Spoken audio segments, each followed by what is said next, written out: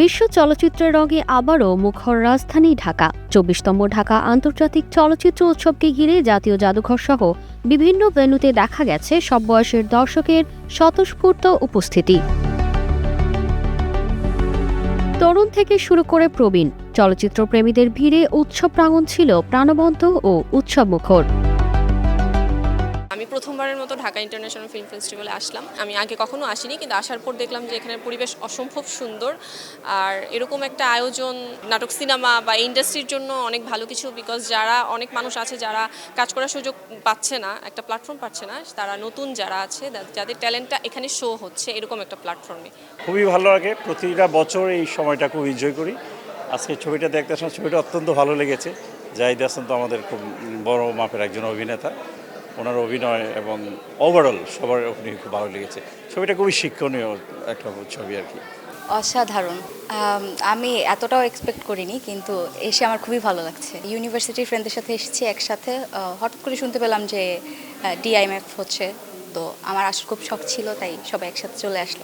দেশের পাশাপাশি বিশ্বের বিভিন্ন প্রান্ত থেকে আসা চলচ্চিত্র নির্মাতা, প্রযোজক, সাংস্কৃতিক ব্যক্তিত্ব ও আন্তর্জাতিক প্রতিনিধিদের অংশগ্রহণে উৎসবটি পেয়েছে এক বৈশ্বিক রূপ।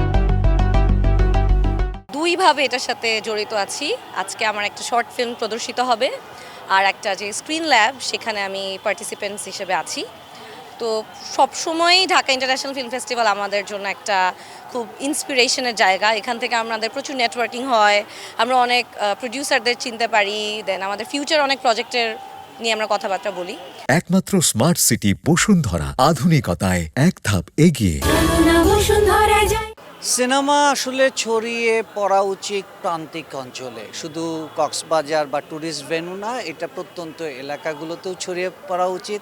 বিভিন্নভাবে চারদিকে মাজার ভাঙা হচ্ছে, বিভিন্ন ধরনের সাংস্কৃতিক অনুষ্ঠান হতে দিচ্ছে না, সেই জায়গা থেকে এরকম একটি আন্তর্জাতিক ফেস্টিভ্যাল অর্গানাইজ করতে পেরেছে এই রেইনবো ফিল্ম সোসাইটি, এটা অনেক বড়। জাতীয় জাদুঘরের দুটি অডিটোরিয়ামে একযোগে চলছে চলচ্চিত্র প্রদর্শনী। বাংলাদেশ ও চীনের সাংস্কৃতিক বন্ধন তুলে ধরতে আয়োজন করা হয়েছে চীনা চলচ্চিত্র ভিত্তিক বিশেষ প্রদর্শনী কর্নার এবং থিয়েট্রিক্যাল পরিবেশনা। আমাদের ইন্ডাস্ট্রির জন্য কতটা হেল্পফুল হবে সেটা আমরা আসলে গত কয়েক বছরের আমাদের বাংলাদেশের ফিল্ম যেভাবে বিশ্বে ভালো করছে, সেটা থেকে আমরা কিন্তু ধারণাটা করতে পারি। এই ঢাকা ফেস্টিভ্যাল তো 92 থেকে চলে আসছে, এবং তখন থেকে কিন্তু এই যে বাইরের গেস্টরা আসার পরে যে তাদের সাথে যে যোগাযোগ স্থাপনের যে ব্যাপারটা হচ্ছে, বা বাইরের ফেস্টিভ্যালের সাথে যে যোগাযোগ স্থাপনের ব্যাপারটা হচ্ছে, সেটার ফল কিন্তু আমরা বছরের পর বছর দেখতে পাচ্ছি। যেমন এবার রটারড্যামে 3টা ফিল্ম গিয়েছে বাংলাদেশ থেকে। সো এটা কিন্তু খুবই এত ভালো গ্লোবাল স্ট্যান্ডার্ডের ফিল্ম বাংলাদেশে বানানো কিন্তু এর আগে কখনো হয়নি।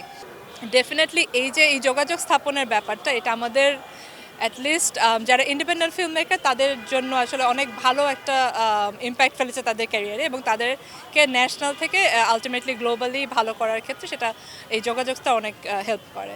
এবছর উৎসবে 91টি দেশের 245টি চলচ্চিত্র প্রদর্শিত হচ্ছে। ঢাকা ছাড়াও কক্সবাজারের বিভিন্ন ভেন্যুতে চলছে এই আয়োজন, যা দেশের দর্শকদের কাছে বিশ্ব চলচ্চিত্রকে আরও সহজলভ্য করে তুলছে।